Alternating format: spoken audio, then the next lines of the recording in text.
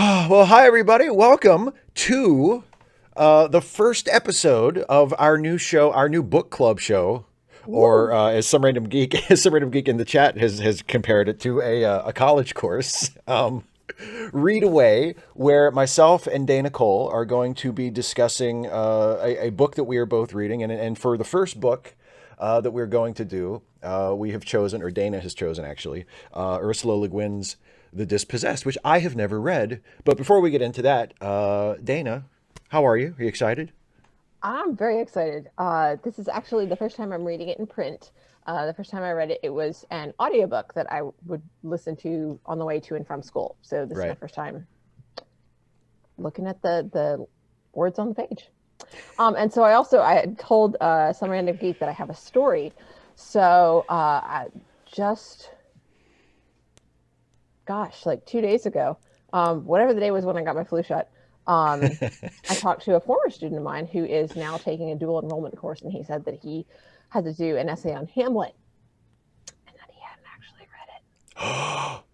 I said, really? That's interesting. So, how were you able to write the essay? And he said, well, I read part of it. I just didn't read the whole thing. And then I, looked online for summaries, and most of what I read wasn't even the Shakespeare. It was like a modern language version of it. I'm like, so you did research and you used supplemental sources and study aids to help you understand it enough that you could actually make the point, because he said he got an 88 on it. I said, make the points that you needed to in order to be relatively successful in your essay. He said, yeah, I guess so. I said, so you've learned how to, how to do that on your own without having to be walked through it. I said, that sounds good to me. I said, Yeah. okay. I mean, people underestimate how resourceful you have to be to fake your way through Oh, a and as college I was course. telling you as we were setting up, 1984. Yeah. I have so when I was in college, I faked my way through an essay on Jane Eyre, and they they let me start teaching English class, and the result of that is that I have now taught 1984, and I've been in a play of 1984, and I have yet to read the entire book. When you get to the part where he's like in the book reading the book, you can skip that. That's just boring. Daryl You, the Trekkie, I don't remember, but it was from the library, so uh if it wouldn't be, I mean, it would take me like 10 minutes, and I would just be here, click, click, click, okay, scroll, scroll, scroll, scroll, click, click, click. I could look it up, but find out, yeah. you'd all just be sitting here watching me like peer at my screen, which I mean, I don't know, maybe that's your thing. Talk amongst yourselves. Oh, you never faked anything, Daryl the Trekkie? You are missing out. Yeah, for real. And some random geek, this is kind of her definitive book for anarchy. It's so in, and not only that, specifically it's anti-capitalist. It is also anarchistic, but I would say that it's probably more anti-capitalist than anti-hierarchy. Spoilers. God, Dana. No, that's not a spoiler. That's just an overarching thing. So, Some random yeah. geek, I would much more highly recommend Animal Farm as compared to 1984. 1984 is just, although the first sentence is one of my favorite sentences ever. And you do admit, as you just did live on the internet, that you have not actually read all of 1984. Yeah, I know, because it started getting boring and I stopped. And then I'd like flip ahead once I'm like, okay, right there. And then also I have major issues with the ending. I disagree with Yeah. his thing. So I I'm do. going to I'm Go going ahead. to take a sip of my, I've been talking a lot here, and Yeah, so my please. throat is a little dry. So I'm going to take a sip of my Coke. Take a sip of your Coke, Dana. See, Coke when you're in Georgia. And because Biden presumably is going to win Georgia. God, yes, Georgia Thank flips today. thank you, Jesus, who I don't believe in, but thank you anyway, just in case you had anything to do with And it. thank you, Steve, for calling for Georgia. Oh my And gosh. you. And me. And I even got to vote in Georgia for Biden. So you did more, really. I called with you for 4 hours, but you did that and you It voted. was It was it it was was nice. two. It was That was was two. a cuss. Can you It was bleep too. that? Yeah, I'll go back. I'll go back and take it out. I'll go back and take it out. I don't think I've got any students watching I, this. So I don't have a think we're good. 7-second delay, but I can go back and Whoops. I can take it out of the recorded version, so your secret will be safe. And people, she didn't. Well, she did. It was just she didn't say anything bad. People watching this in the future, she didn't say anything bad.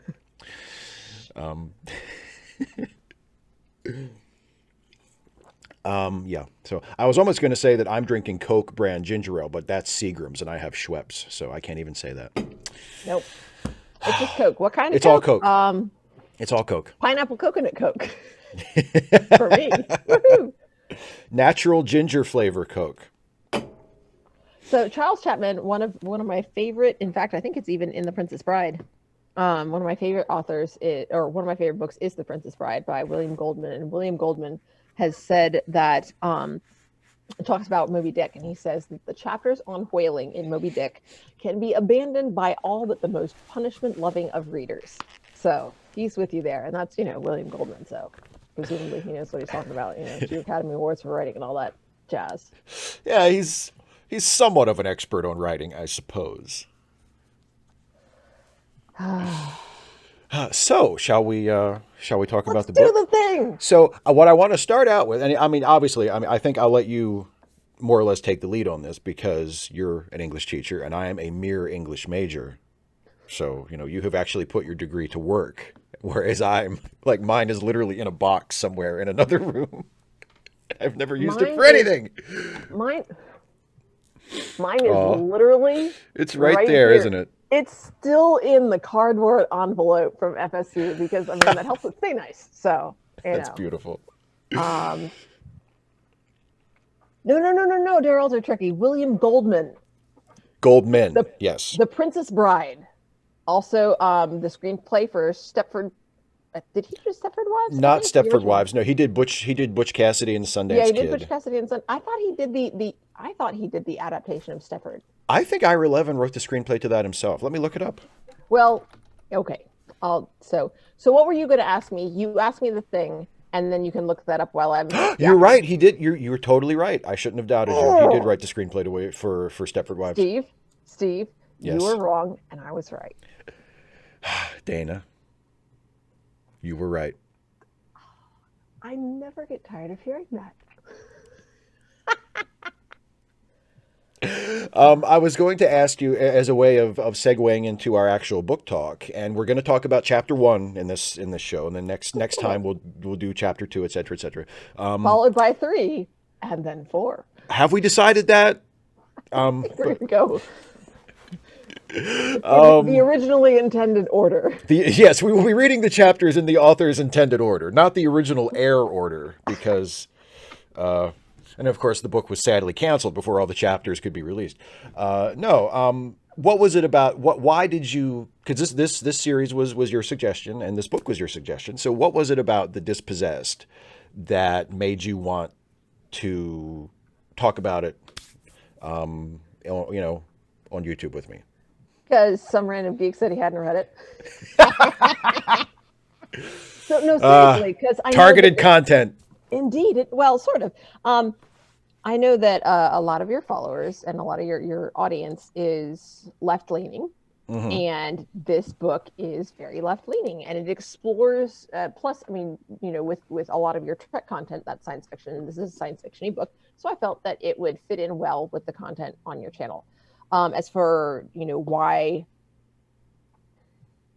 I want to book talk it, it's because it is speculative fiction.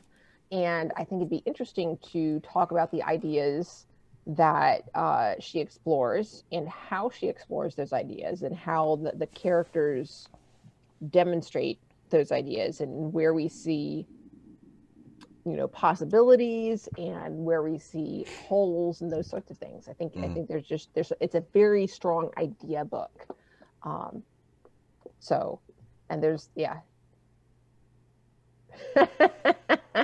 Yes. See here, we're reading story, some random geek, and I will say this was my introduction to anarchist reading. I will say that my introduction to anarchist thought really came through teaching in a state school, nonetheless.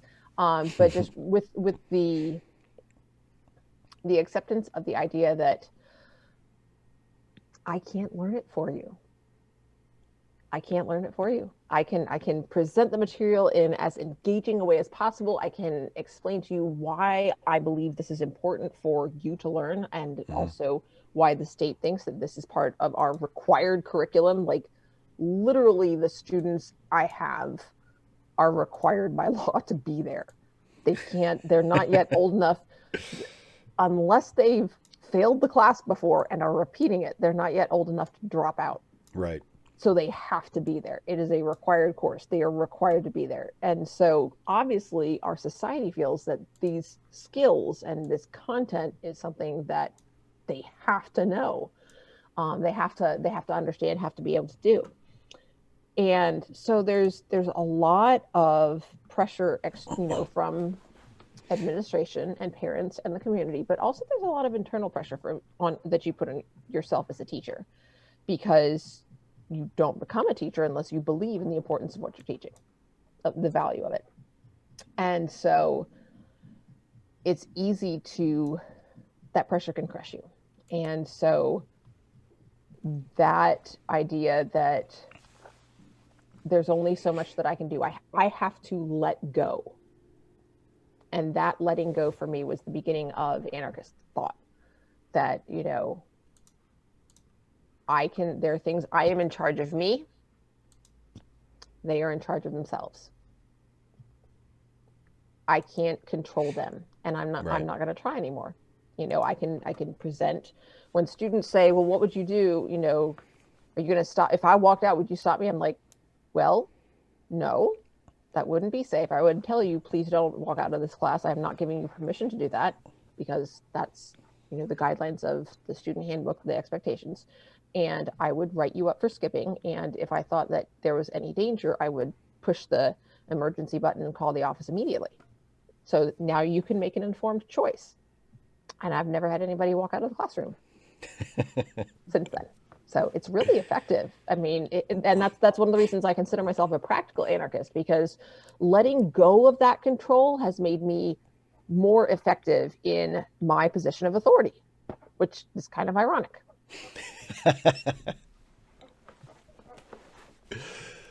Cool. Yeah. I mean, the thing about, okay, let's get into the actual chapter, because I mean, as someone who is not, who I do not consider myself an anarchist, and just let's be honest, probably I'm not going to be one, but find it interesting, and find some value and some amount of merit in some of the ideas. It's interesting knowing that that's part of this book, reading the first chapter, because in the first chapter, it begins like a really promising, like as it is, really promising, really well done speculative fiction novel, So I guess I made some notes about chapter 1, and we can just, I'll mention some stuff, and I'm sure you have plenty to say too, Dana. So we'll just, we'll just jump right in. So, some randomly he says that.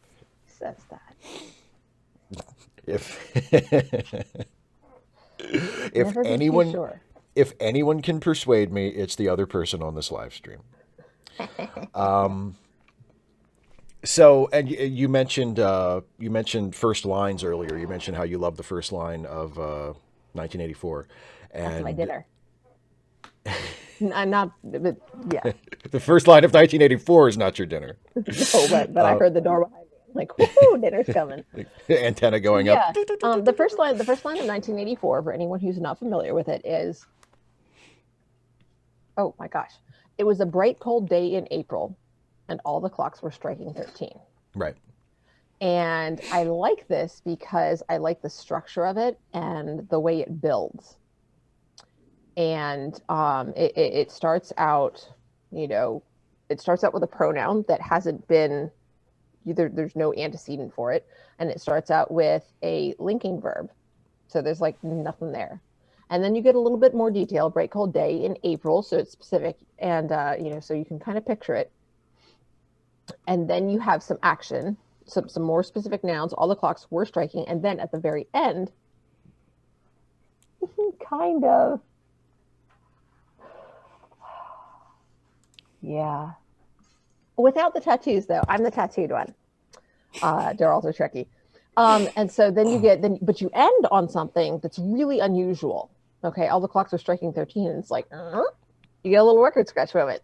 And so I love the build of that. And immediately it's like, why are the clocks striking 13? So it's like military time, 13, specifically 13, because even if it was military time, they could be striking 14.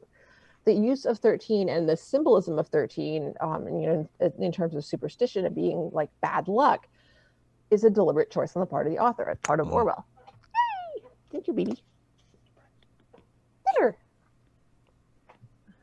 And my Coke. Oh my God, that smells so good.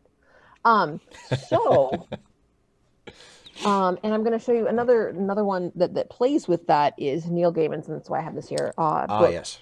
The Graveyard Book, which starts off, it's just a really beautifully done first sentence, and also the layout and the artwork also work together here. Yeah. There was a hand in the darkness, and it held a knife. And so similarly, it starts off very slowly and it builds. But more significantly, if you look, the point of the knife is right at the end of the sentence. And so your eye naturally goes along with the flow, since we read left to right in English. Your eye continues here to the edge of the page, and it pulls you to turn the page and continue. It's just absolutely beautiful. And then, of course, there's the striking look of the page, the reversed type on black, the black background. But it's just absolutely beautiful construction. And Le Guin does something similar with her first sentence, but it's slower to develop. And part of that is it's the way of introducing, of telling the reader, this is the kind of book that this is going to be. There was a wall. It did not look important. It was built of uncut rocks, roughly mortared. So it starts out very dull, but it's just not, because it's a short sentence, the dullness doesn't matter as much. Like, it's not droning on and boring you. It's just this little, seems not. And then it goes on to say it did not look important. The use of that negative there is very telling. And the use of the word look. A look is very important. It wasn't important. The use of but so the language and the very precise, careful choices that she makes are really telling, saying pay attention to the language throughout this book. And then you get that vivid detail added later. It's built of uncut rocks, roughly mortared, which tells us not only about the type of wall that this is, but it also tells us about the people who built it. Yeah. So, and it also, go ahead. We get to see more. It builds as it goes along, just like, the wall. Yeah. And what I really liked about the use of the wall as sort of the opening image of the chapter and of the book is, and like I said, I haven't read the book. I'm just guessing, but I presume that some of the themes that are hinted at through the metaphor of the wall are going to wind up being important and run throughout the book. Like, for instance, with the way she introduces the wall and the way the wall is described, we are told that perspective is very important, because how the wall looks and what the wall represents differs greatly depending on which side of the wall that you're on. Because the people of, how is it pronounced? Anaris? Anarish was the... Anarish. You pronounce it the way the natives pronounce it. That's you say it. You give it your best guess. You make a reasonable guess, and you say it with confidence, and people will believe you. That's what I tell my students. And isn't that if you tell me that the country is called America, then I'm not going to think that was your best guess, because it doesn't look like that. But if you say Anaris or Anaris or Anarish, sure, I'll go for Whatever. that. You know, It reminds me of a piece of advice in the Elements of Style, the little Strunk and White, where I think it's not in the actual book. It's in one of the it's in the, like I think like the introductory essay that E.B. White wrote when he revised the book, and talking about Professor Strunk, who was actually his professor in college, and he said he used to say, if you don't know how to pronounce a word, say it loud. yeah, that's like what one of the producers at one of the theaters that I've been at used to say: loud and proud, strong and wrong. Although, in fairness, he was talking about rehearsal, so Right. that if you mess up, the director can say, "Actually," and Yeah. they can take care of it. And if you mess Yeah. up kind of quietly, they might not notice, and they don't get the opportunity to help you out. Right. Same sort of thing. Like when I have my students read out loud, I won't correct them. I'll say, "That's great," or I'll say, "Sound it out as best you can." Okay, keep going. And if they just Right. clam up, I'll say, "Just let it go. We'll come back to it." I really want to encourage them to take risks and to be willing to be wrong. I mean, it's Yeah. kind of the point of school. That's my job security. Okay, if you're never wrong, then like I ain't got a job, guys. Well, and also just sending the message, especially to young people who I think and especially in school where students can often be under a lot of pressure. Mm-hmm. It's okay to mess up. It's not Yeah, the end of the world. It's if please mess you're up. not flying an airplane. You're reading out loud in a classroom, and okay, maybe it's a little embarrassing. You don't know how to pronounce the word. That's completely fine. And I will It's oh completely my okay to goodness, mess I up. will absolutely jump down the throat of anyone who I won't even let them, if somebody else is reading and you know how to say the word or the name or whatever it is that they don't know how to pronounce, you don't help them. They jump in and correct. Yeah, yeah. You let them struggle. That struggle is part of the learning process. And this is an opportunity for you to practice learning patience. So, no, don't you think you're helping and you're just say it this way. Just say it. Nope. And certainly not okay for them to mock someone because they get something wrong. Yeah. That don't fly. Well, it's like, yeah, you're trying to help because you're telling them you're telling them how to pronounce it, but you're also trying to get out of the uncomfortable moment. Like there's also like a selfishness whenever someone is struggling, with something like that with pronunciation or reading, and someone else jumps in and says, "No, it's Anarish." Like you're trying to get past the uncomfortable moment, Yeah. and Yeah. that's a little bit selfish for you. You Suck don't it want to, up. yeah, Again, practice patience. yeah, yeah. So anyway, yeah, the people of I was talking about the way the wall looks differently depending on what side of it you're on. The people who presumably built the wall, the people of Anarish, view the wall as a good thing for them. Mm-hmm. Mm-hmm. And you get in this first chapter, especially in the early part of this first chapter, before we actually get into space. It's a very isolationist vibe you get from them. It's the wall protects them because what it is the wall is around the port where the spaceships land and leave, Mm-hmm. and it separates the port from the rest of the planet. So the people in the ships that land on Anarish stay within that wall and don't go out into the rest of society. And the people of Anarish view this, or at least most of them seem to, according to the narration. Generally speaking, it's perceived as a good thing, that it protects Mm-hmm. them from the outside. And that's what they want. They want to be, They want separated. to be their own. Just leave us alone. Right, right. Yeah, like, exactly. And then, but to the people inside the wall, who are the visitors for the most part, except for the people that work for Anarish inside the wall, the people who actually come to the planet at the port view it as the exact opposite. Le Guin describes it as, from the inside, it looks like the wall is around the entire universe. Like it's separating the rest of the world from the people of this planet. Like it's as though the wall is around them instead of, the wall being around the spaceships and the visitors. And it's not. But I would argue that Yeah. in both cases, the wall is seen as protecting them from the other. Yeah. Oh, yeah. Similar. Yeah. Oh, for sure. Yeah. And And so the situation here is the Spider, reason. Alter Trekkie, be good. Oh, bye, Alta Trekkie. Live long and prosper. I can do it with both hands. See. Oh, But but yeah. can you do turtle fingers? Oh yeah. Oh yeah. Yeah. I can do. I can.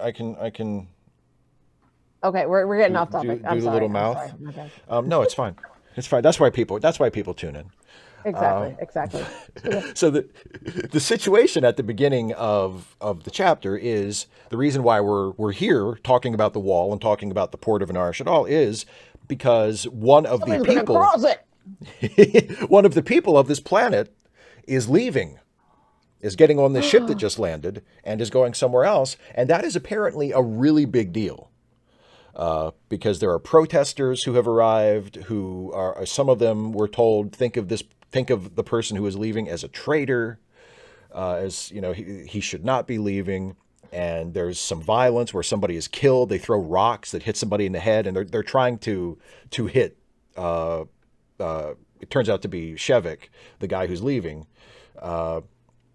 But they don't hit. Well, I think one of the rocks hits him on the shoulder, but doesn't actually hurt him. But it hits somebody else in the head and kills them. Doesn't injure him, but yeah, it stings. Yeah, and so it's like so this is like a big deal. Like the fact that this guy is leaving and going to the other planet is a big deal. So major, like big time isolationist vibes from Anarish. And so there's that and then we get on to. We get onto the ship, and when we get on the ship, there's another note from the early sentences of the chapter that gets picked back up, and that I found interesting, and that is the idea of quarantine, because the wall is described in terms of quarantine, and again, depending on what side of it you're on and and what your perspective is, the wall is either quarantining the planet or it's quarantining the rest, or it's quarantining everything Everybody else. And Shevek, the guy who is leaving, who is aboard the ship and going to the other planet, going to Urasti, or Uras, I guess. Urish, yeah. Or Urish. The Urasti are the people. He is literally quarantined when he gets aboard the ship. And you know, he finds himself at first when he's aboard the ship, he's not allowed to leave his room. Like he is just as the people of his planet have sort of locked themselves behind a wall. He is locked in a room where he can't get out of at first. They let him out eventually, but he has to be inoculated against diseases and stuff that he would be vulnerable to. And also he would be possibly a threat to the crew of the ship before he was immunized and so forth. So, you know, he finds himself behind a wall that he doesn't want to be behind, and he doesn't really like that. He has kind of a, you know, unlock the door. Well, I want to go back. Please. Because, bastard. Oh yes, they talk about that word. Yes. Yes, which is just so interesting. It's actually a word that I have taken some issue with. Due to the recent protests, because like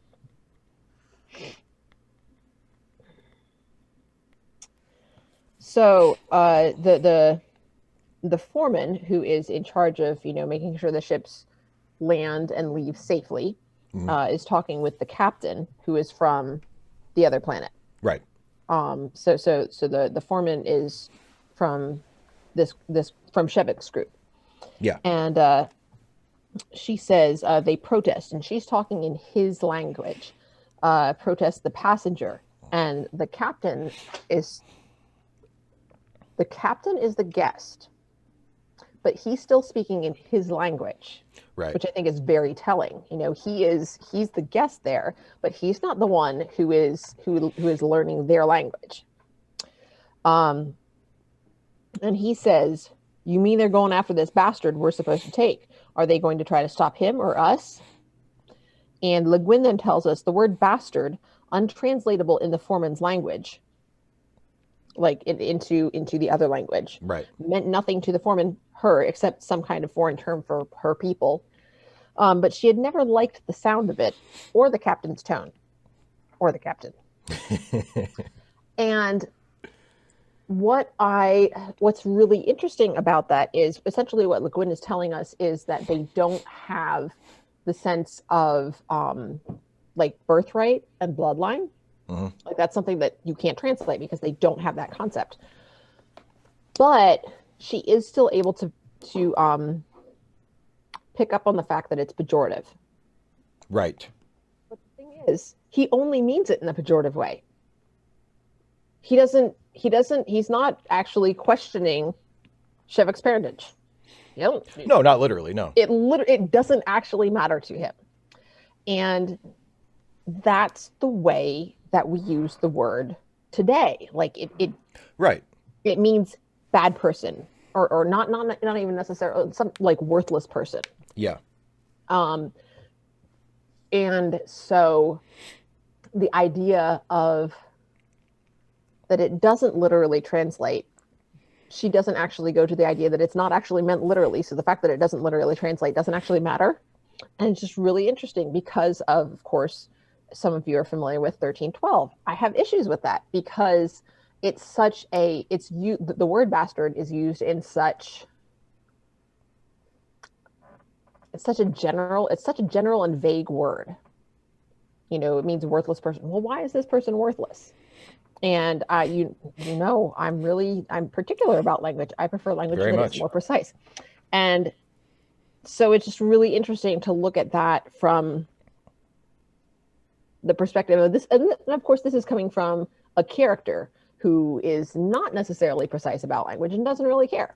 He's just speaking in his own language. And, you know, you're all a bunch of bastards. It's a part of his vernacular. Well, yeah. and what you just said is a really important point that I wanted to touch on. Hang on, you know, some random geek, same issue. What I prefer is all cops are bad. All cops are complicit. Bad is just vague. Complicit, I think, really encapsulates what we're saying about the issue, not just being individuals, although yes, there are individuals who do terrible things and they should be held accountable for that, but that it is a systemic problem. And by participating in that system, you become complicit in that system. So I prefer all cops are complicit. So ACAC instead of ACAB. 1313. 1313, Mockingbird Lane. But yeah, so the idea that that bastard is apparently a commonly used term by the people from the other planet for the people of Anarish. Yes. Is just loaded with meaning or presumed meaning, because we haven't read that far into the book to know for sure, but there's a lot of presumed baggage to that seems like that's telling us an awful lot about the relationships between these two planets, and particularly with how Anarish is perceived by Urish. And that's one of the things, generally speaking, that I really enjoyed about this first chapter is the way that Le Guin she hints at things, but not with being like, pay attention. Right. It's so gracefully done. And it's in a way that is revealing and allows you as the reader to discover it, which I think is such an effective storytelling technique in literature and in film as well. And it's something that will get me on an author's side quicker than almost anything. If you are telling the story in such a way that enables me to, not to be deliberately obscure or vague, but to not also take me by the hand and lead me right up to it. You know what I mean? There's a middle ground there where you don't want to be deliberately, obscurantist, but at the same time, you don't want to like wave it right in people's faces and be like, hey, this is the point. This is the important stuff. Make sure you understand this. And Le Guin really rides that line really, really well. And gives gives you the chance to figure things out, because there's so much, like you said, that is hinted at here in the character interactions, in things like, oh, I guess bastard is just what they call them, and they don't even know that's what they're being called. Like they don't have a word in their language. They don't know the actual meaning of the word, but they can tell that it's right. They can tell it's a slur. Yeah, and also the detail, as you pointed out as well, that they don't learn the language. Like the people coming from the other planet to the port of Anarish are not bothered to learn the language. which again Yeah, tells you no, something about it the tells you, yeah, dynamic. about, yeah, that they're the presumption that they have. And also, we learn more about part of why that presumption exists as we go through the story. Right. Yeah. Yeah. So yeah, we and as we get further into the chapter, we get further indications of how different Wait, these two I also planets are. have a Yes. note on Please, please. the rock. Oh yeah. A 2-pound flint caught one of the defense crew. 2 pounds. That's a big rock. It's yeah, it's a I strong mean, person to throw that rock. well, no, I And mean, but throw it it's hard just, enough to hit somebody at a distance and kill them. it's this, yeah, hard enough to kill somebody. But I mean, it's like it's a large, like large Yeah. rock. Yeah. So I mean, this is I think this is two. It might be a three, but I think this is two. And then I was very curious. Of course, we don't hear about it because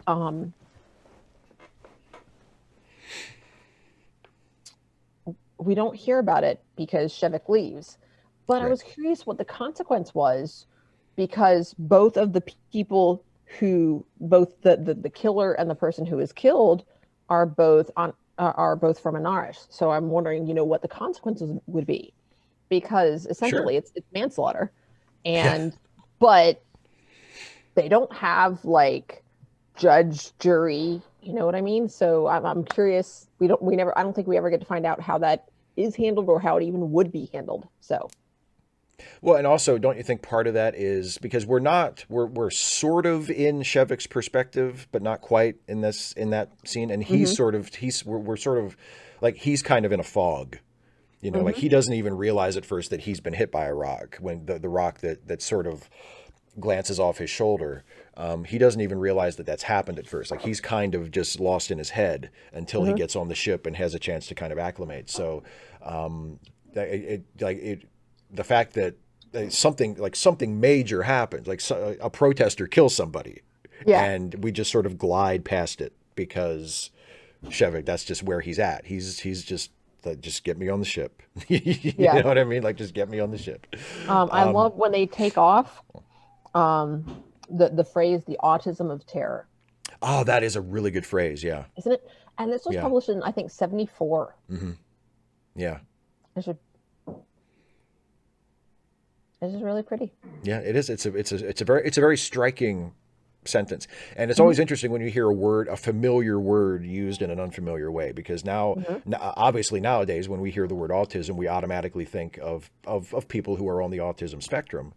We think of it in terms of the medical definition.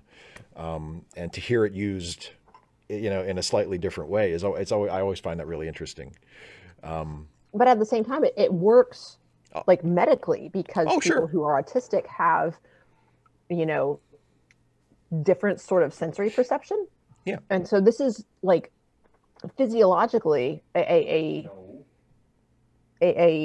sensory input that he's never experienced before. So it matches up in that way as well. Even though, like, people in the 70s didn't think of autism that way. So it still works in a medical sense. Yeah. Good point.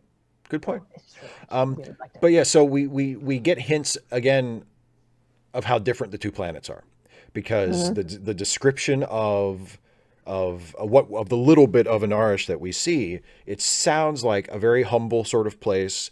The port itself is described as being kind of shabby, and just being the sort of place that is very functional and does the job that it's put there to do, but is not terribly ornate or well Mm-hmm. kept or whatever. And then we get aboard the Mindful, which is the ship that is taking Shevek to Urish, and it's exactly the opposite. It's the technology, and Shevek is presented to us as a very intelligent person, Mm-hmm. but he's completely confounded by a lot of this technology. I mean, one of the first scenes we have of him in the ship is he wakes up and he can't figure out where they've put his clothes, because everything is in the wall. It's all wall panels, and you have to know which wall panel to touch to open it Mm-hmm. up to know where things are.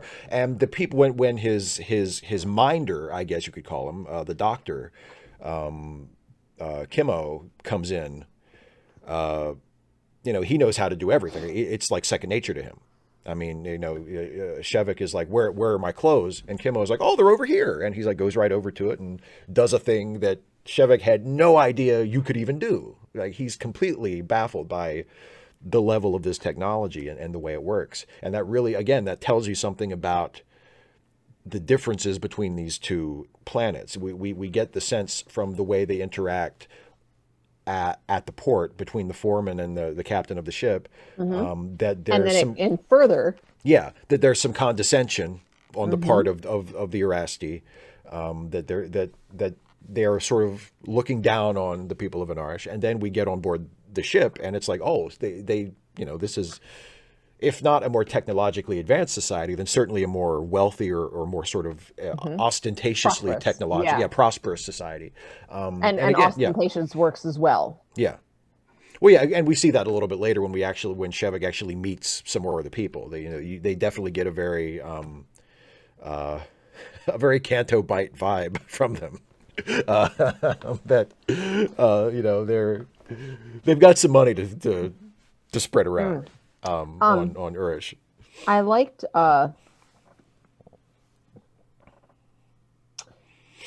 before we get out into the rest of the ship,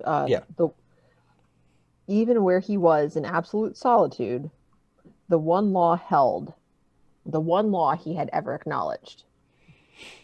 But she doesn't tell us what that one law is. And I feel like that's a really nice setup. Yeah. So it makes you like, wait, what one law is this? So you're wondering, and you're sort of starting to think about it. If there is just one law that he has always acknowledged, what is it? What would it be? Right. And then likewise, a little lower on that page for me, the small room reminded him of a place he did not want to remember. Yeah. So, but, I mean, if this is something from his past, that still count as foreshadowing? Because presumably it's going to be brought up later. So is that foreshadowing if it's from the past, but it's later in the book? I don't know. So that was just interesting to me. But yes, of course, again, with the breadcrumb trail, is really what she's doing. It's just definitely, encourages you to pay attention and to ponder things. Just lots of fun. Well, and it's what it is it's a hook, just not in an obvious way. I mean, there are ways for authors to drop hooks that want you to keep reading, and there are really, really obvious ways to do it, and then you can do it subtly, the way it's being done in this book so far, which is just like I like the breadcrumb analogy. It's you're just dropping little bits of detail that make you think, and either you think, I wonder what that's about, I want to read more to find out, or you think, oh, I think that's telling me something. Or I think that's about this, and then you want to find out if you're right. Exactly. Like and little things that are just flat out mysteries, like we don't know yet. Yeah, like the one rule, or like why is Shevek taking this trip in the first place? Why does he seem ambivalent about it? Because when he wakes up on the ship for the first time, there are descriptions of his mindset and sort of what he's thinking, and he talks about how, or he thinks about how, with an obvious amount of regret, how apparently in his culture, or according to his beliefs, the idea is when the self dies, it goes back to the all, and now in his situation, he has preserved his self and left the all behind. And that is something that he is regretful about, or not, at least not happy about, not comfortable with, and yet he did it. So why? What is the purpose of this? Why was he? What is the gain? It's risk and reward. What is the potential reward here to take such a great risk, given their paradigm? When the doctor is, where were we here? I loved that they call him Dr. Shevek, and he's like, he says, I'm not a doctor. I'm not. Essentially, he means I'm not a medical professional. Yeah. And he's like, you are a medical professional. I'm not. And they're like, but it's a title of, Ooh, okay, we'll just go with that. I like the dude. And then later on, they're giving him uh, that he doesn't want to be vaccinated, and some of the phrases are just great. He says, "I do not want that," but he is. I say this. I do not want that, and this is measles vaccine," said the doctor. "Professionally deaf." It's just beautiful. I'm like, yeah, yeah. Or and not only that, like he doesn't. Some random geek. I think he just doesn't recognize like doctor means a medical professional. Like, what else would it mean? I mean, and it's this. Like I think he's learned. I mean, having learned the language, he's been told about this, but he thinks of doctor. Doctor is someone with medical, da, da, da. And then just given the strangeness of everything else, he's not processing Yeah. as Well, well. and that's also it's a recurring theme in the chapter of the Mm-hmm. difficulty that they have with communicating with each other, because sometimes it's they literally are using words that they don't understand. You know that Yeah. the other or that Or they're using words in ways that are yeah, unfamiliar. that sound awkward to them. There's a I think there's a line where Shevek says something like he says he's talking about a concept in his culture that is rare, but he says seldom. And then he corrects Yes. himself and he's like, no, Yeah. that's not the word you use. You use the word rare. Yeah. But then there are also points where there are philosophical differences Mm-hmm. between them, where they don't quite get what the other person is getting at. So, but they keep talking and they keep Yeah. trying to understand each other, Mm-hmm. and that's a theme in the chapter between the two of them that runs all the way through. That there are difficulties in communication, both in terms of vocabulary and in terms of philosophy, that again tell us about the separation of these people and the differences between them. But at the same time, this guy from one world and this guy from another world, who has, I guess, been assigned to sort of handle him while he's on the ship, are doing their best. And we're told that the doctor finds it very frustrating, but he keeps at it, and they keep struggling to communicate with one another. So, I mean, one of the things that is most challenging for me when I'm reviewing grammar or trying to teach grammar is if I have students who don't understand when to use an article with a noun and when not to use an article with a noun. Like I can explain the difference between the, indefinite and definite article, but sometimes a noun doesn't need an article. And it's really like convoluted to explain Yeah. like when you need it and when you don't. And I'm just like, oh, sweet. Just you just need to read more. Yeah. The only way you're really going to pick it up is, and also working with second language students, the only way Yeah. you're really going to pick it up is just repeated exposure. When he was dealing with the vaccines, the doctor says, "You have no resistance." And I'm just like, ooh, that's some verbal irony right there. I mean, unintentional, but there's a double meaning in that. And I really like that. And then in the next paragraph, it says he had given up his birthright of decision. I'm like, oh, that's so beautiful. I love that so much. That because that really ties in with what they believe, that you make your own choices. And now he's going to this society where, it's a thing that other Yeah. people make choices for you sometimes and you get no say. And that's one of the things that Yeah. he's left behind. He's chosen to let that go. Yeah. And so we're learning more about, what they value. It was gone, fallen away from him along with this world, the world of the promise, and that promise is capitalized, which is interesting, of course. Yeah. So the world of promise, the barren stone, which again tells us a little bit about Anaris.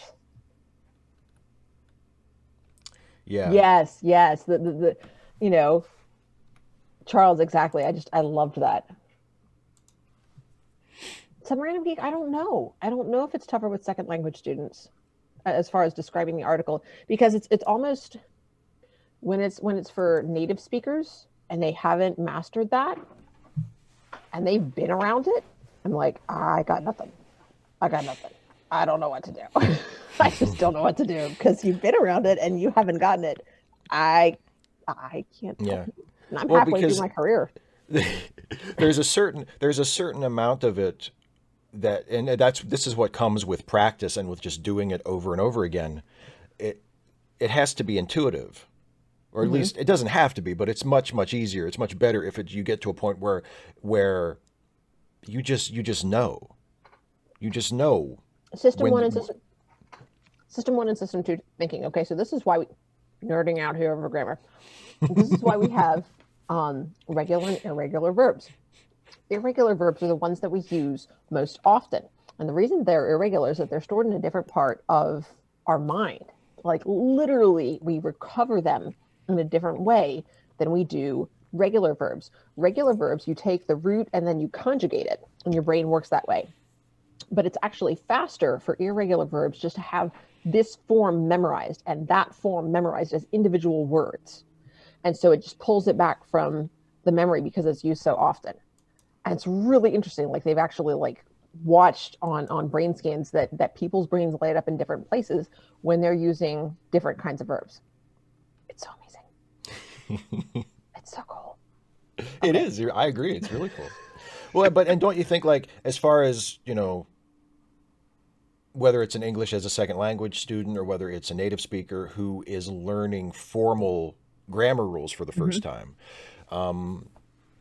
you're taking something that should be, or in many cases is intuitive, Mm-hmm.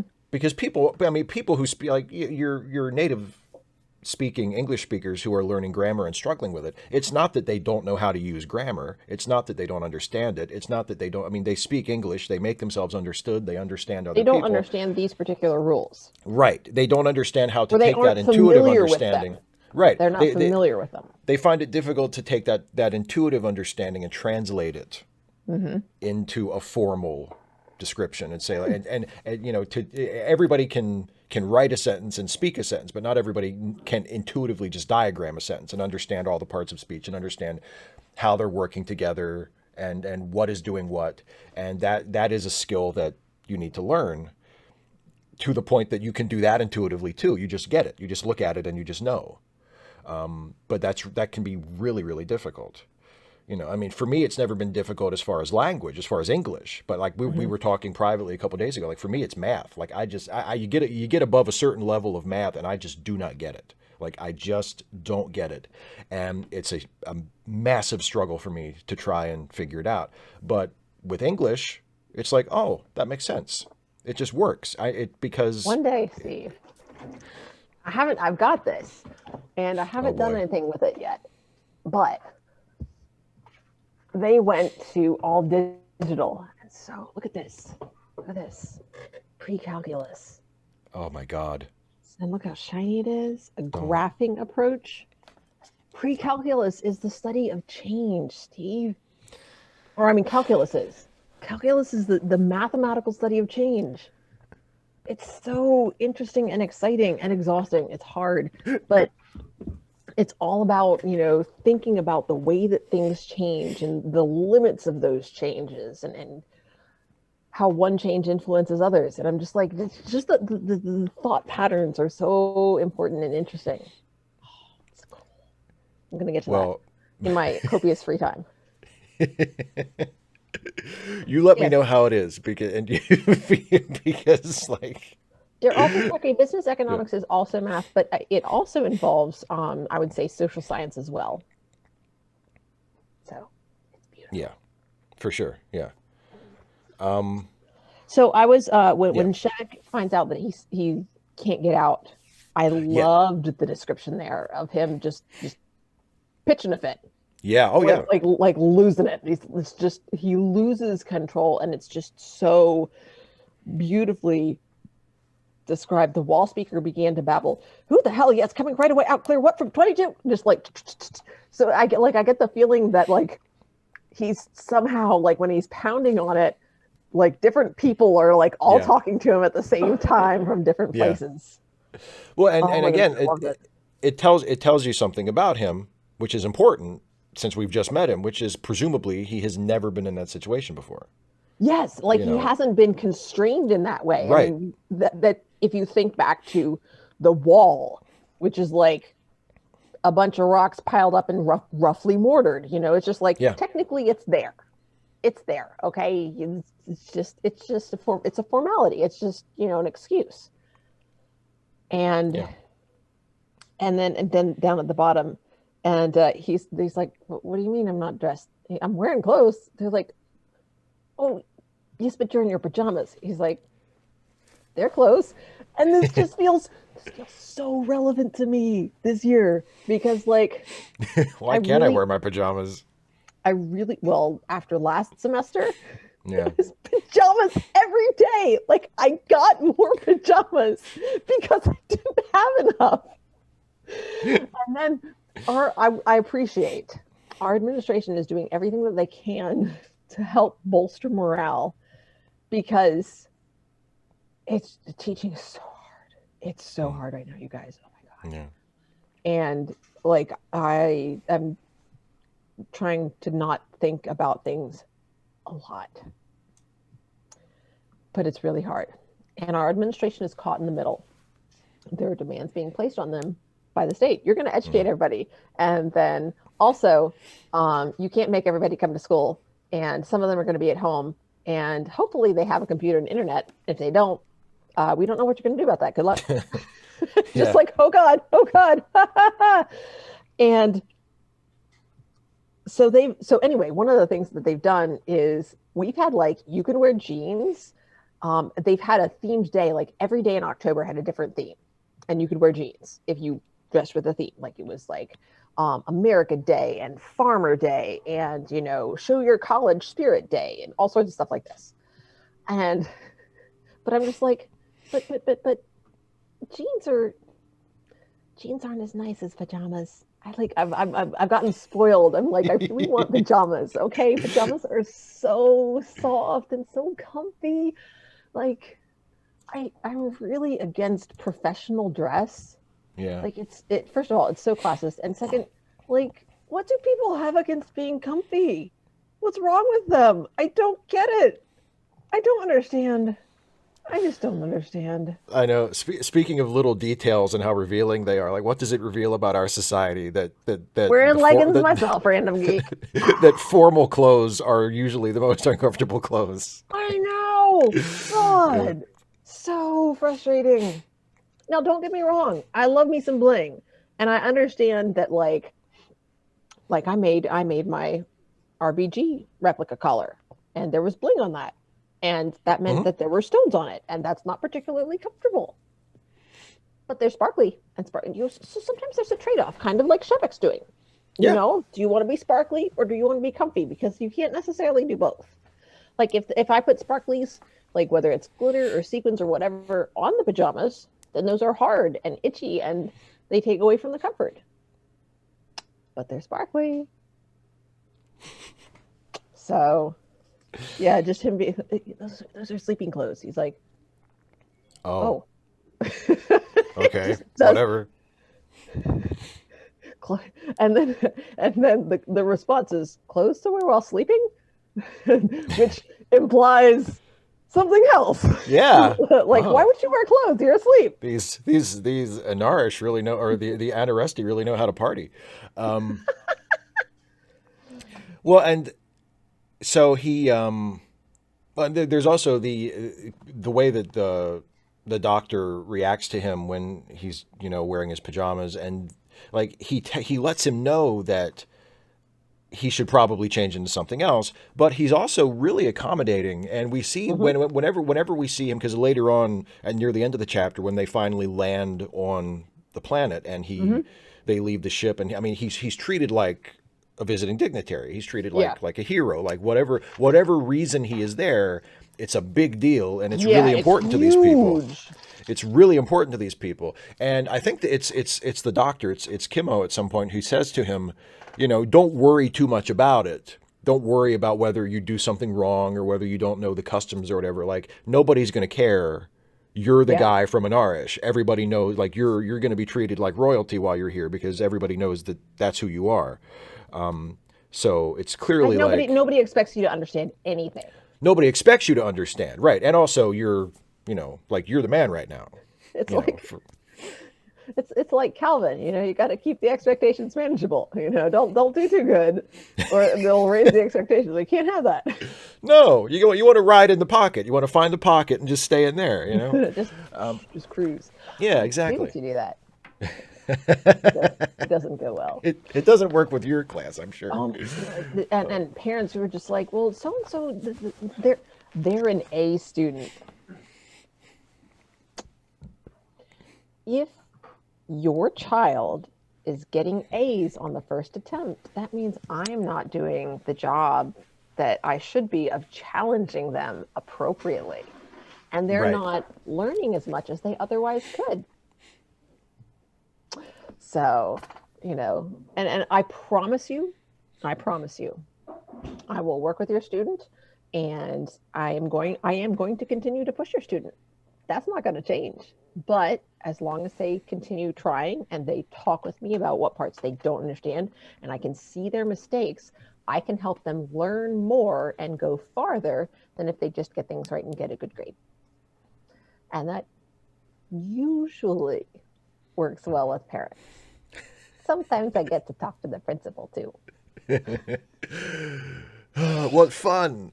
Oh, I love, oh, they burn the clothes when they burn the jammies. Yes. And he's just like, what? They do what? And then, and the doctor's like, well, they're cheap. It costs less to just make new ones. And he's like, it costs less.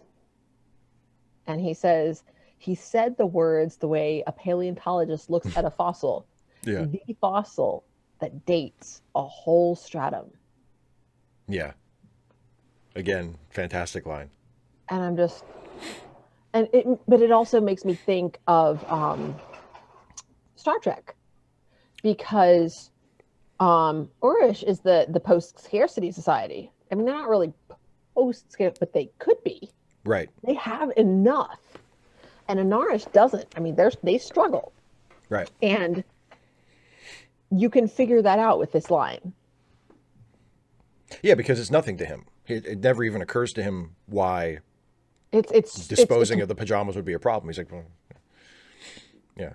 It's more efficient. And he's like, but you just destroyed something that is useful. Like, and it's just this completely different way of thinking. And then later on this page, he says, he says that he is essentially forcing them to act in ways that are contrary to their culture, because he comes and he doesn't bring anything to pay with. Right. Yeah. He cannot engage with them in any sort of fair barter. So I am essentially making you treat me the way that we would treat each other. From each according to their ability, to each according to their need, right. But that's not the way they see it, but that's how they'll treat him. And so he says, I am the beggar man. And of course it's capitalized again to show the significance of that. And the doctor says, our first visitor from Anaris, I assure you, things will be very different when you come into Firefield. And Shevek I can just hear him saying, I do not doubt they will be different. And man, the irony there is really thick. He's like, oh yeah. I know they'll be different, buddy. You don't have to tell me. Yeah. Well, some random dude, I think he I don't think he'll fit in well, but at the same time, he has prepared for this and he has trained for this. So and also he is a guest, so he's going to be on his best behavior. He's going to be a good boy, theoretically. Well, and by the end of the chapter, you see that, I mean, he is finding things about his surroundings to appreciate. Yes. He, like, for instance, when they're driving and he notices he sees it. He's like, "Are these trees? Is this a forest? Have we been driving through a forest this whole time? How can there possibly be this many trees?" Like that's something that sort of Yeah. amazes him. That having that sort of abundance. Yeah. And then when they're at the reception where he's meeting all the dignitaries and they have a fire going in a fireplace, and there's a line about how he's never seen wood burned for warmth before. Yeah. And that and that when he sees it, he is beyond wonder. It's like, oh, there's a thing. Okay, it's another weird thing that I've never seen before. It's at this point, it's just there's one more thing that I've never seen before. Yeah. And he observes, he talks about the word splendor, which there is no word for in his language. Yeah. But yeah, because they ain't got it. Yeah, Again, exactly. It lets you know what things were like. On my page 15, we talked, I think, before about, I think it was just when I was like, oh, we need to stop talking about this because I want to talk about it. Yeah. Talking about each took for granted certain relationships that the other could not even see. Talking about just sort of the general way that metaphor infuses language. Mm-hmm. For instance, it's a curious matter of superiority, of relative height, and as someone who is tall, let me tell you, works in your favor. You're, like, literally when I started teaching, it was helpful because to be bigger than my students, to be taller than them. For sure. And I've got, there are some more recent teachers who are short, and they're great teachers, but they have to assert themselves more. And I still have a pair of, although, they're old, they're, worn down at the heels, but I had a pair of riding boots with nice, thick, chunky, solid heels. And I would make sure that when I needed to be extra assertive, I would wear those boots. Thunk, thunk, thunk. I mean, just very solid steps. And also, I think I was teaching freshmen at the time.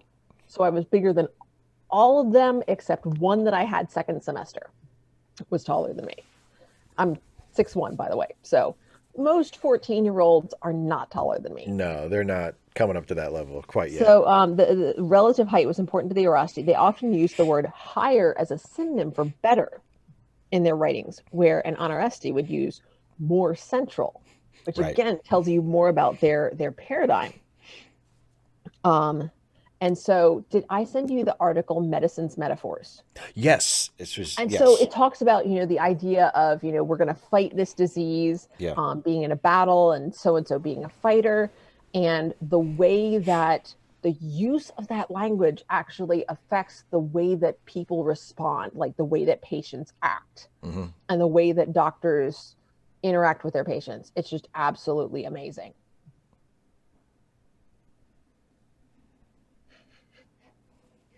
They're ultra Trekkie? Depends on the teacher. If someone doesn't take me seriously, they're making a mistake. They will be corrected very shortly.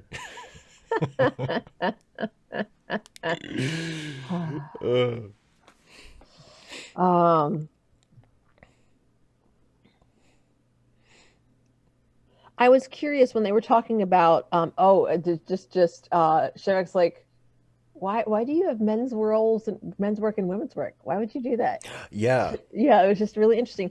Although I did pick out when Kimo Kimaway. I've been saying Kimo, but I don't know how it's supposed to be pronounced. Works for me.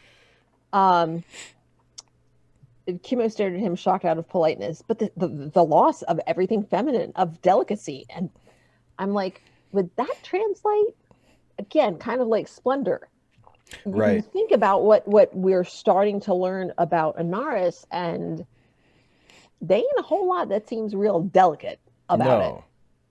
So, and these ideas seem so deeply rooted in their culture that they literally, or at least with Shevek, like, he literally does not get that it could be another way until it's explained to him, and he has time to think about it. He understands in an acceptance, like a conceptual sense. It's like they do things differently. It's like, okay, I just understand that. I don't know how it would work. And then he sees it working, and he's like, okay, I see it, and I still don't get it. I don't know why you're doing that. I don't. That doesn't. Why would you do it this way? Why would you do it that way? It's wrong. You're just wrong, okay?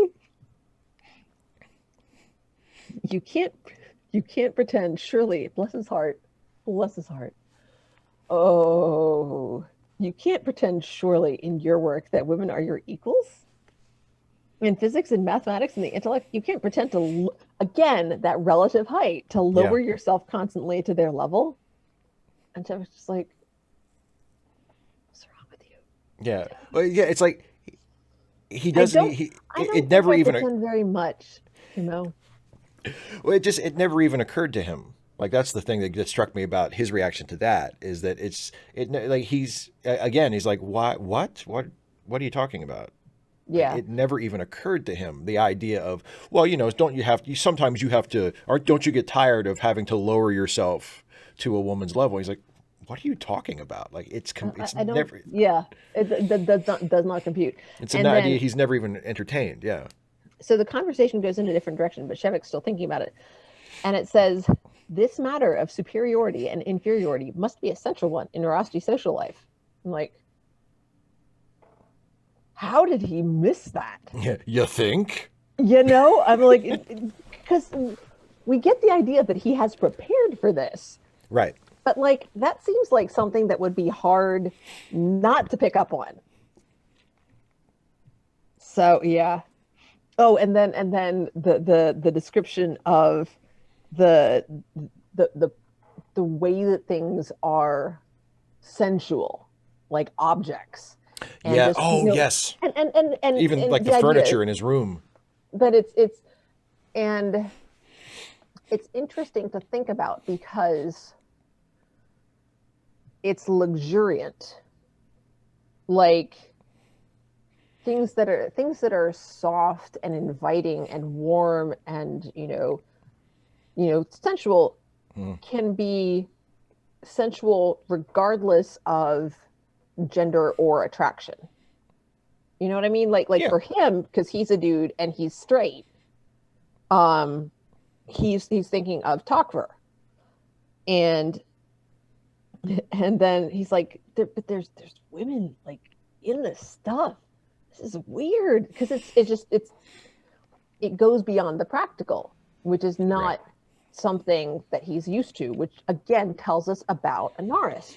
But I love the line, were all Rusty cabinet makers, were they all celibate? Yes. Like I just, feel like they're working out some issues with this furniture here. it's just, I love just the very subtle, gentle humor in there. Just like, oh, and oh yeah, and when they're landing and the doctor's like sort of saying his goodbyes and he's like, look, I want you to understand that this was, I want that this has been such a privilege, not just because like it is, I was given this honor of attending you because like you're super important, but also because just like getting to meet you and talk with you and explore ideas with you. And it's not just about the honor, even though honor is really important, prestige is really important. And so I was just like, yeah, dude. Yeah. And he says, then let's meet again, brother. And Yeah. And he uses his word for brother. yes, and which is, I'm just like, oh, bless, but Kimmo doesn't get it. Yeah. He just says something, and so Kimmo misses it because he doesn't Yeah. know what that means. But hopefully, and it doesn't really say, but hopefully he understands, just like the foreman at the beginning doesn't know the meaning of the word bastard, but has been able to pick up on it based on the way that it's used. Right. Gets from context what it's supposed to be. Yeah. And tone and stuff. Oh, bless. And so then, flash bulbs and stuff, and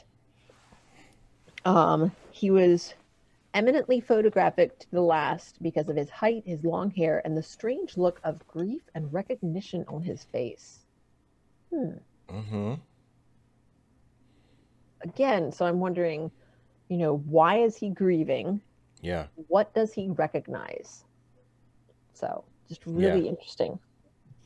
Well, and there's also in one of the following scenes, I think it's the scene where he's meeting all the dignitaries and stuff, and he has the realization, or not, because he knew this already, but it sort of comes home to him that they're the same people.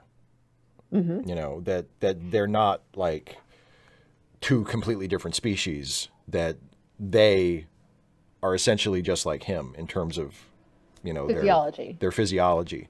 So again, seems like that might be important. I was curious that he didn't, that he didn't recognize. Obviously, it didn't bother me that he didn't recognize the donkey. But he says, "Was that an animal?" I'm like, Yeah. I was like, You don't have animals? well, they mentioned he was thinking of Tokver. I mean, she had always, rejoicing in her kinship to the fish in the tanks of her laboratories. Right. So they have animals, and I was also sort of trying to cheat and think back to what I knew from the story from before. Based on, I was like, do they not have animals? Maybe they're all vegan. I don't know. And do they eat meat? I don't remember. But yeah, and then when she goes into description, it gets purple, but it's like a nice purple. The language, Yeah. so and everybody's bald. BT dubs. Yeah. Everybody bald. Yeah. They shave they shave their shave hair. off their head hair. Mhm. He realized at last, I'm not sure how he realized that they shaved off all of their body hair. Because I have body hair, but it's like not real Right. obvious. If it's covered, or yeah. Well, Exactly. Or if it's subtle. Yeah, if it's subtle. but so he's figured it out. And then the head hair, but they replaced it with marvelous clothing, gorgeous in cut and color, jewelry and lace and gauze. The men in trousers and coats or tunics of red, blue, violet, gold, green, with slashed sleeves and cascades of lace. Yeah. And it's interesting because, again, thinking about language, I feel like this is part of what exhausts him. He doesn't have words for this. Right. So I don't, like, at this point, since this has been going on like all day, this is narrative language. So like these aren't his thoughts. It's just like, ooh, color, and that is fabric, and that fabric looks like this, and this fabric looks different, and there's all different kinds of fabric, and they're shaped in different ways, and they use different layers of fabric, even though one layer would cover their body just fine, and then some places their body isn't covered, and then some places it is, and then the fabric is like puffed out, and it does these things, and whoa, it's all cut different, and it's sewed so that it does wrinkly things, but only wrinkles in a certain way, that it ruffles, not wrinkles, because wrinkles are bad. And just, oh boy, it's a lot. And then there's sparkles up in the air, hang from the ceiling, and then they have extra names. They give themselves extra names, but some of them have the same extra names, so they mean something else. And I know what that means, but I can't remember. I'm really tired. Yeah, exactly. Like, it's all gotten to the, okay, hi, how you doing? How you doing? I'm smiling. It's the president is something. Hi. You're all important person, but you are supposed to be extra important. I'm supposed to remember that you're extra important. I'm not gonna remember that, but I'm gonna smile. I'm gonna smile. Hi. Oh Lordy. So I like the scare quotes around his. So that's she's telling us something there. He had never seen, what you said before, he had never seen wood burn for warmth, but he was beyond wonder. He's just into acceptance. He's like passed through the veil. He's just exactly. Like, okie dokie. I can't stop and marvel at every single thing. It's just Charles, I had the same issue. Like, it didn't put it out in front.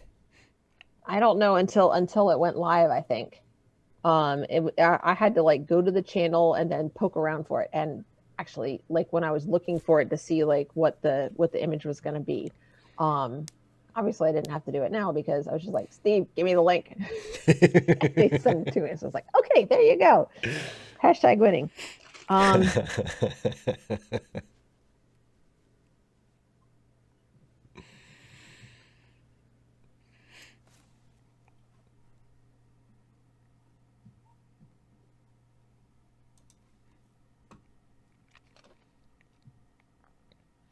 Yeah. And he's like, it a lot. Yeah. So that goes through everything that I wrote down. I got to write in the book. Like I always never do that unless I'm going to erase it later, but I wrote in the book. I mean, I'm reading the ebook, so I did scrawl some stuff in crayon on my computer monitor, but I'm starting to regret that now. You can just lick your finger like your mom does. Here, honey, just Get off hold of there. still. So yeah, and then so at the end of the chapter, he is hanging out with two other people who are sort of with him, I guess, Mm-hmm. sort of assigned to him, and again, Oh, a little. oh, oh, going Go ahead. back.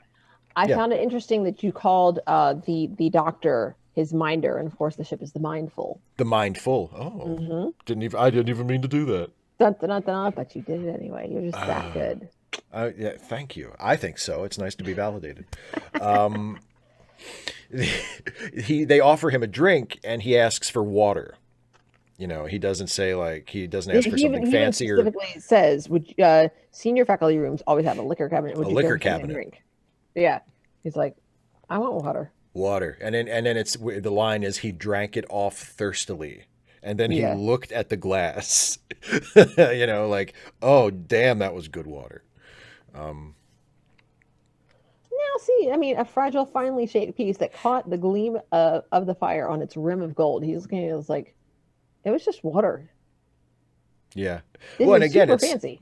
yeah, exactly. It's like it's a fancy object for something that is incredibly basic, like Yeah. drinking water. Why would you need something this beautiful and this Or finely having a made? drink. Just Yeah, having a drink.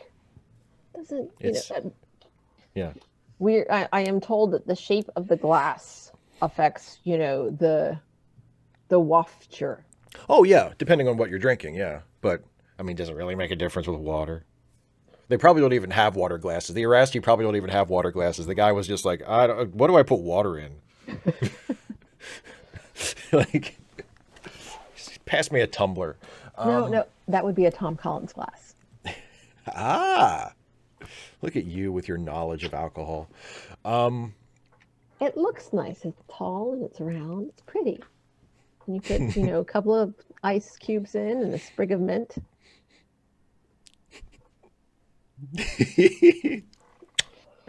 And then the final lines of the chapter when he looks at the guys that he's with, and he says, "Well, you have me," and then he smiles. "You have your anarchist," which is the first time we've heard that word. Mm-hmm. What are you going to do with him? So that is where we end the chapter, and that is the hook to Yeah. pull us into And to chapter it's 2. interesting that he says that because, like, the doctor tells him that you're this galactically renowned scientist. Like, that's the reason we're bringing you here. Yes, that's right. But then everything that he sees isn't about science. It's about, this is the way that our world is hierarchical, and here's our society, here's our stratum, and you're important, and da da da. Here's how you fit in the order of importance. And so what he feels like is that the science isn't the real reason that he's there. Right. So yeah, so we're left at the end of the first chapter. We're left with, again, some sort of lingering questions that hopefully are catching our interest enough to make us want to read on. And a lot of it is stuff we've already talked about. Like why is he there? What do they need him for? Why is his visit such a big deal? What is the nature of the relationship between these two societies? Why do things seem to be so icy between the two of them? Well, yeah, because you've read the book. Read it before. You've read the book. I like what Cardinal Doomsday says, that he thinks that he's teasing the Erasti. I think to some degree, yes, but also I think he's overstepping himself there by referring to him as an anarchist, by referring to himself as the anarchist. He's overplaying his hand, and it's because he's exhausted. you know, Yeah. and he's poking more fun at them than is truly judicious to do.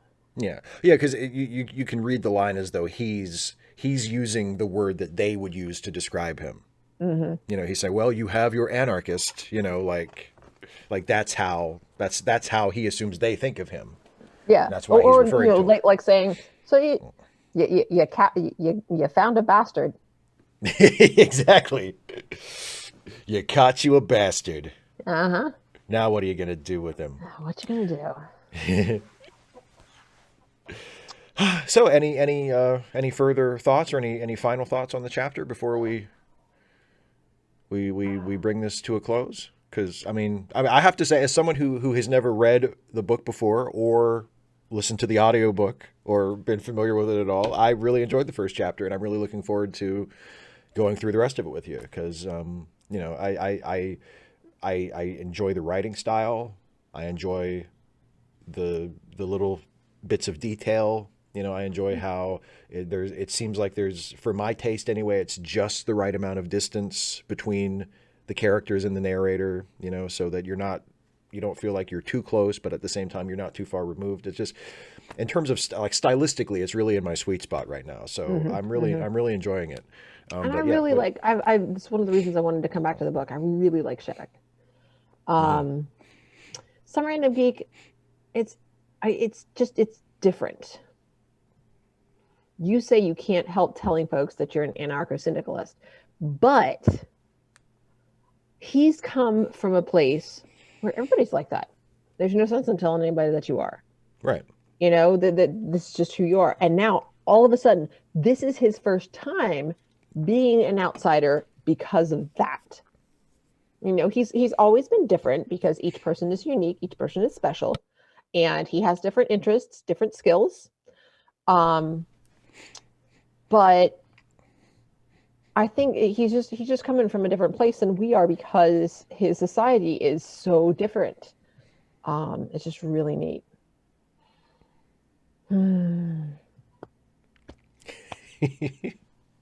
um, some random geek wants to know if you've read any of Le Guin's other stuff. I have not. Nothing. I have not. You've never read, haven't read The Ones Who Walk Away from Umalas? No. Oh, I read The Ruled Names. the rule of names because you showed it to me a couple weeks ago. I Oh read my that, and God, I that's love really that good. one That's so really good. much. That's a short story for people who It's don't so know. good. It's really really good. Um, yeah, and it has element, and that I liked it because it has a lot of like sort of fantasy elements in it, which usually just put me right to sleep. I just could Yeah, not but it's care. not, I mean, Yeah, yeah. it's not It about hasn't, that. right. Those are the trappings of it, but it Yeah. doesn't. It doesn't. Because yeah, as people who have watched this channel for a while know, or anybody who listened to either of our me and Jason's reviews of the Lord of the Rings films, when the wizards and the elves show up, I just start to nod off. I could not care less about any of that stuff. It's like, you know, but yeah, in the Rule of Names, it's there's a wizard, there's a magician, a conjurer or whatever.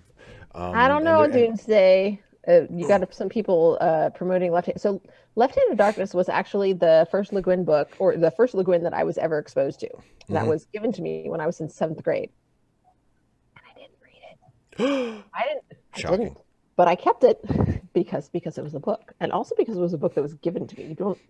I mean, somebody gives you a book, like a book of theirs. Like this was a book that somebody owned. That somebody did not Right. buy me this book. They gave me a book that they That owned. was their book. Yeah. Yeah, you don't get rid of that. So I kept it, and all through high school, didn't read the book. All through college, didn't read the book. It wasn't until after I read The Dispossessed a few years ago that I was like, okay, let's give the Left Hand. I will say, I read the Earthsea uh, Chronicles. I think just the main three. I I didn't get to Tahanu until later, but I think I read the Earthsea trilogy when I was in high school. And Left-Handed Darkness, a couple of times I tried to work through when I was a kid, but it's challenging. Just Yeah. chugging through. So I didn't get that. It's really a thinky book, but I like the Dispossessed better. There were some things. There were some places in Left-Handed Darkness. I'm like, something the adventure part towards the end. I'm like, I do not care. I'm sorry. I know I'm supposed to be excited about, supposed to have sort of a Jack London-y feel. Are they going to make it? Da da da. I'm like, yeah, I don't really care about them. Sorry, but Shevek, man, I just like this guy. I like him so much. I want to wrap him in a soft blanket and give him a hug. Be like, it's okay, man. Just do what you can do and do your best. Just do your best, buddy. And that's such a basic thing, and it's difficult. It's difficult to teach that, like, to a writer, but that's one of the most important things. In whatever kind of a story you're telling, whether you're writing a novel or whether you're making a movie or whatever, the number one fundamental question is, do I care about what is happening? And specifically, do I care about what is happening to these people? Do I care what happens to them? And if I'm watching a movie or reading a book and I ask myself, do I care what happens to this person? And the answer is no. Like, it's going to be a real struggle to finish that book or to finish that movie, So, do you care about Shevek? Yes, I do. I will say this. I care about him, but more than that, at this point, after one chapter, I may come to care about him more as we read, but I care about him to a point, and I find him interesting, and I find his situation interesting, and I want to find out more about it. You know what I mean? Which is similar to what I was saying about, do I care about, the characters? Okay. But I'm intrigued by him and by what he is doing, and like what the whole thing, this whole thing. I just find this whole thing interesting enough that I want to continue to find out about it and continue to read it, So why do you care about Shevek? Because he's alone. Because he's in the situation that he's in, he's the underdog. He's the one among many, and that's inherently sympathetic. He is a fish out of water. He's clearly an intelligent person. I don't think he would qualify, from what we've seen of him so far. I don't think he would qualify as an everyman character, because he does seem to have some expertise and to be very intelligent. He is exceptional in some ways. He has, in his profession, he has a very particular set of skills. Yeah. But not those skills. No. Sorry. Oh gosh, sorry. Spoiler, Steve. Oh no. He's not a killing machine like Liam Neeson in Taken. If you do not eliminate the hierarchies from your society, I will find you and I will kill you. But yeah, I think that's why. That's again, not having gotten to know him as a particular character all that much yet. We've just gotten hints of who he is, and of how he has been shaped by the society that he comes from. The fact that he seems like a nice guy, he seems like a good guy. He seems like he has sacrificed things. He has given things up for whatever this is.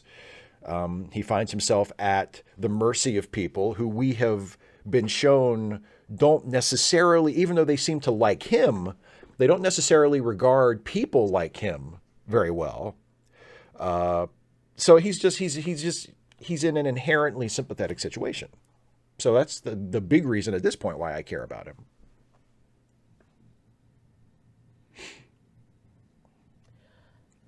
The first thing you mentioned was that he was alone. Right. He has chosen to be alone. Yes, he has. And I feel like, and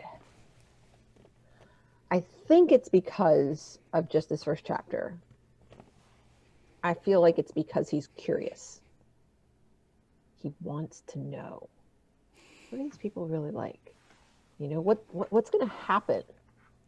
And that's something that that really draws me and that pulls me in. I love it. It is probably my number one desired trait in a student. Curiosity. Mm-hmm. Yeah.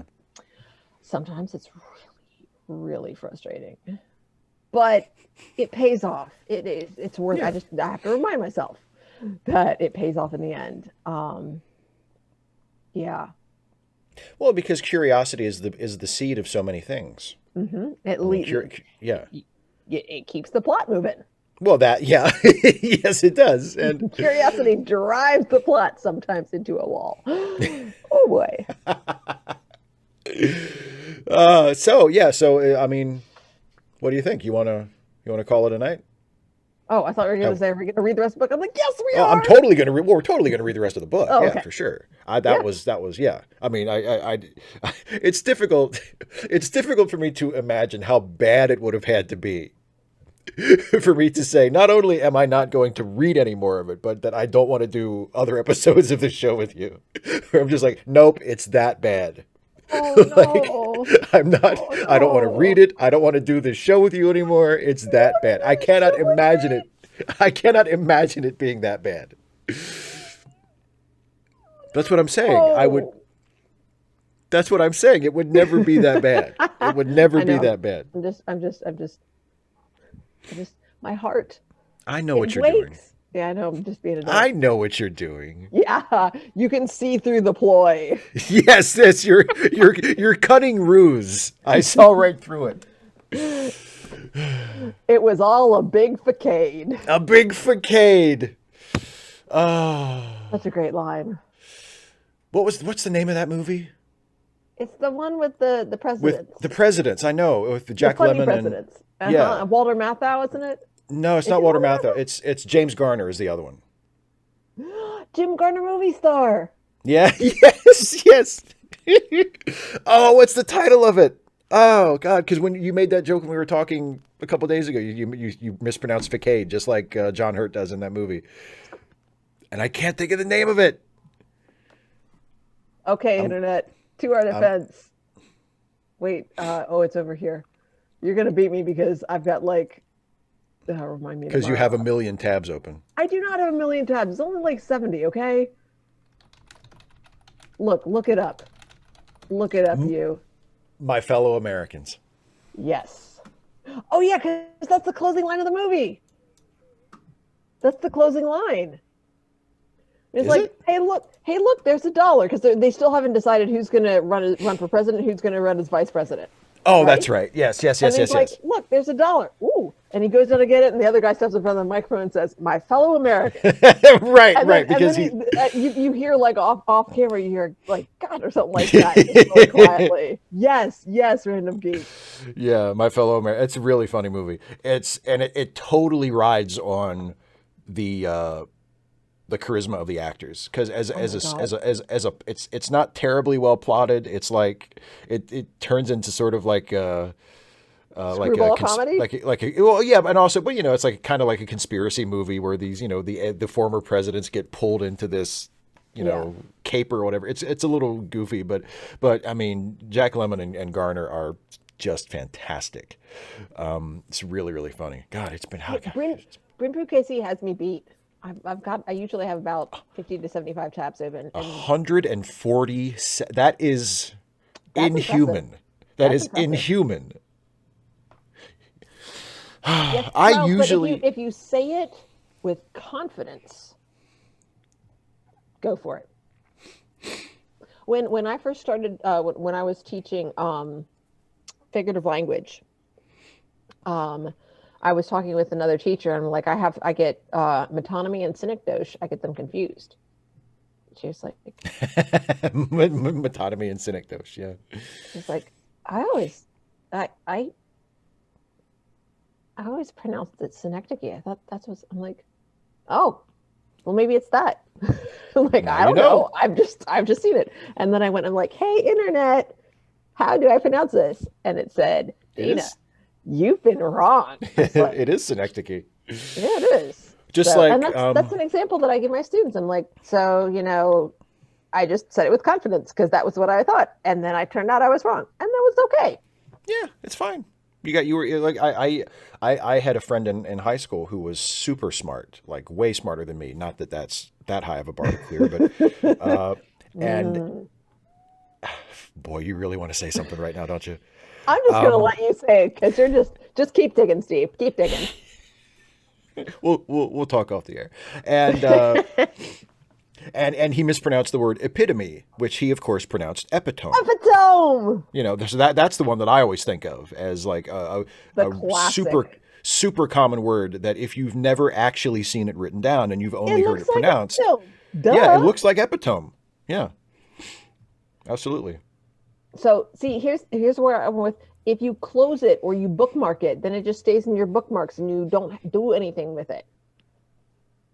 You can't, if you close a tab, it's gone. You have to remember, which Yeah, for you is a problem. Which for you is a Exactly. problem. Yeah, that's my superpower. I can forget things. Okay, so story time.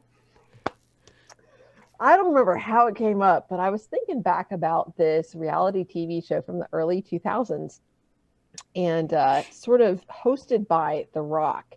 And it was where contestants would compete to be a WWE superstar. Tough enough. Tough enough. See, he remembered it.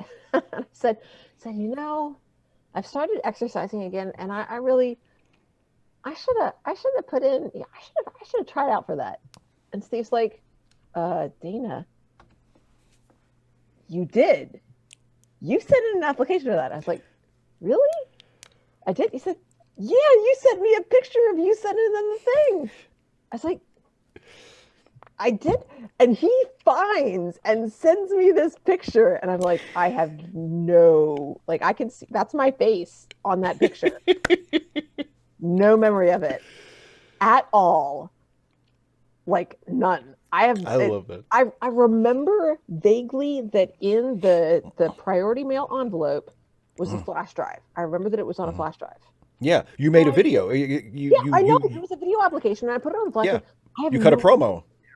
Yeah. No idea what it said.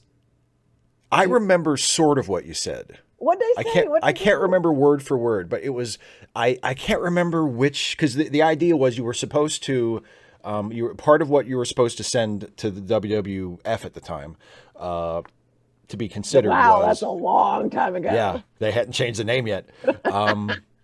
It was the year 2000.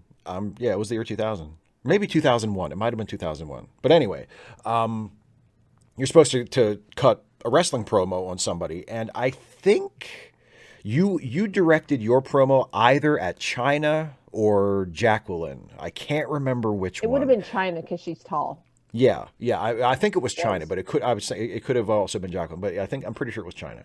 And I don't remember exactly what you said, but you said it. You were very calm, and you sort of had like a knowing smile. You know what I mean? Like, when we get in the ring, you're gonna find out what happens. Something like that. You know what I mean? Like, you weren't like being boisterous and trying to be like a tough guy and trying to be like, I'm gonna get you. You know, like you were just being very sort of like trying to have sort of an unsettling amount of like calm confidence. Holy smoke. Like, I don't remember any of this. Yeah. But yeah, I love this story because literally the photo that I sent you was of you in front of a mailbox holding the envelope containing your application that you were about to mail. So it is this picture of a moment in time that you have completely forgotten. I've got none of it. I mean, it's like Dana. It's like, Dana, don't you remember you killed that guy? And you're like, no. And I show you a picture of you like standing over his body with the gun in your hand, and I'm like, you don't remember that? And you're like, no. Why would I remember that? Who was it, by the way? Yeah, who did I kill? I must have been mad. I'm sure I had a good reason. Did you help me get away with that? Thanks, I guess. If that was you, I appreciate it. But yeah, that's my superpower. I forget things. Yeah. Like, impressively. I know I had a childhood, but I don't have it anymore. It's gone. I know I had a childhood. Oh my God. So anyway, on that note. On that somewhat distressing note. You get by. I do. You get by. I live literally in the now. Because the rest of it, it's just gone. Bye-bye.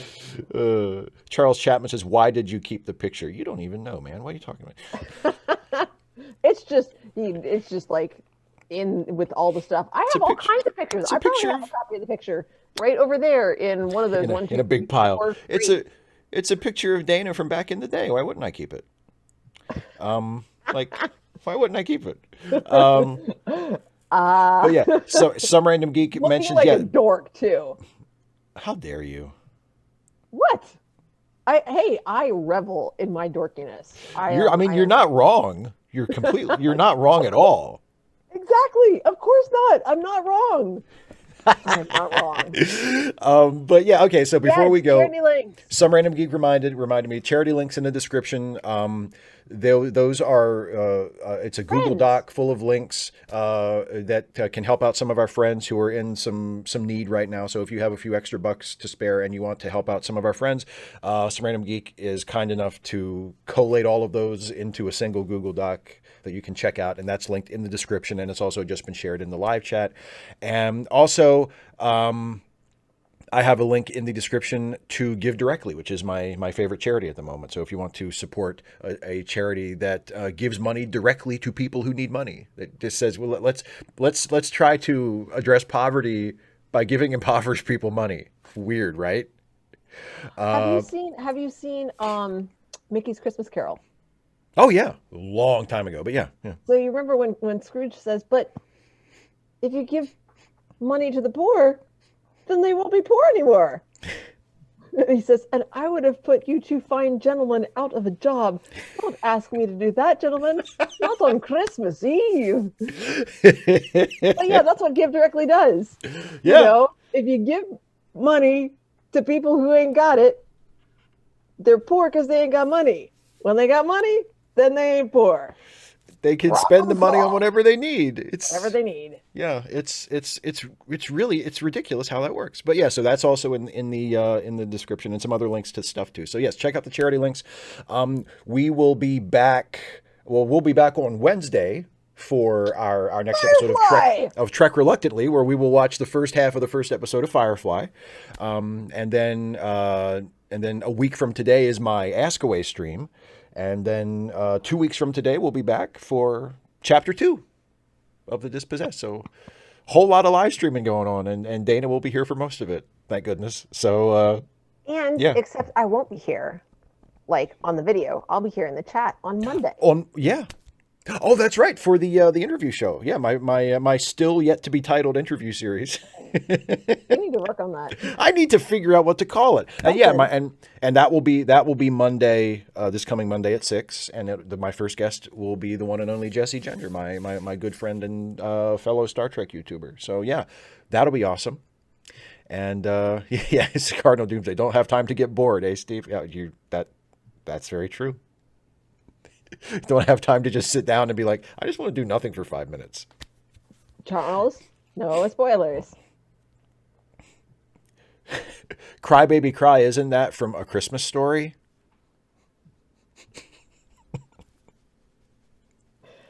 In a very different context. Cry, baby. Cry for me. You'll understand one day. Oh, that's what they always say. Actually, you'll understand not too long from now. Awesome. All right. Well, thanks so much, everybody, for coming and discussing with us in the chat. It's been so much fun. I'm so excited about this book. Me too, actually. Me too. I'm really glad that we're doing this. So yeah, thanks everybody for watching, and have a good night. Have a good weekend, and we'll see you when we see you. Take care.